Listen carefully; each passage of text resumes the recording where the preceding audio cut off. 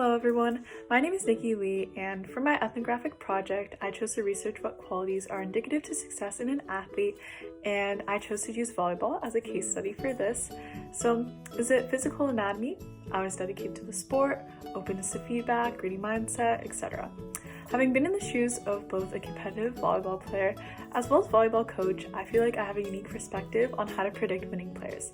I can anticipate who will rise to the occasion in stressful situations or who will simply cave to the pressure. In addition, I feel like I can make educated guesses about who will progress exponentially throughout the season and who will remain more stagnated in their technique.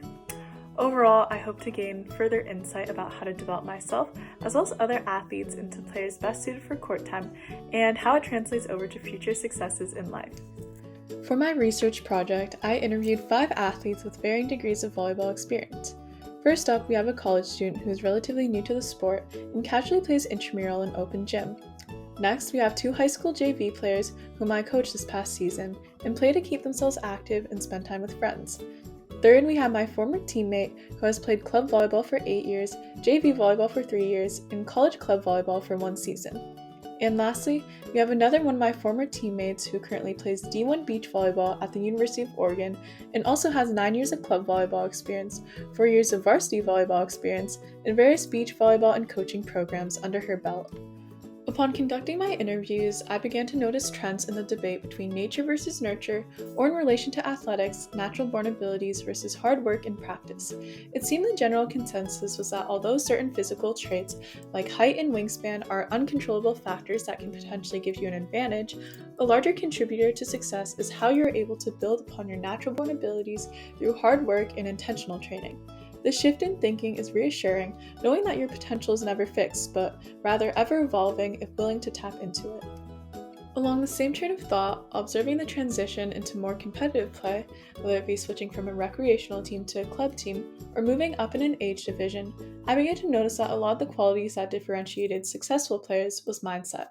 My casual volleyball playing participant used to be a star track and cross-country runner for his local high school and recounted how he could effortlessly achieve high ranks by relying solely on talent. That being said, after a few years of neglecting to put in as much effort, other athletes began to surpass him. Talent only gets you so far, but hard work gets you farther, he says. Nowadays in college, he admits he is content with being subpar at multiple things as long as he is gaining new experiences. Failure is not something he particularly cares about, and he never thinks too deeply about making mistakes on the court. When talking with my next tier of volleyball players, the JV girls, they place an emphasis on having fun. Although this mindset has its benefits, I observed how it hindered their ability to take the sport seriously at times. In addition, both athletes participated in the volleyball program so they could opt out of their PE requirement and are also involved in other extracurriculars that require additional time and energy.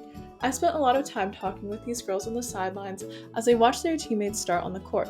I empathize with their decision to gradually decrease their effort throughout the season since they expressed how it did not seem to make a difference regarding playing time. As one of the players stated, "Why am I even coming if there are no results?" According to my participant who currently plays on the Northeastern Club volleyball team, her success is motivated by the people around her. As a back row defensive specialist, her teammates rely on her for being the first point of contact in any given rally. The ability to lock in during key moments and excel when confronted with high-pressure situations is really difficult to teach. It's also important to mention this participant's attitude when faced with different opponents. Instead of getting intimidated by stronger teams or playing complacently against weaker teams, she treats every game with the same amount of respect and attention. Same goes for her logic on bouncing back from mental roadblocks.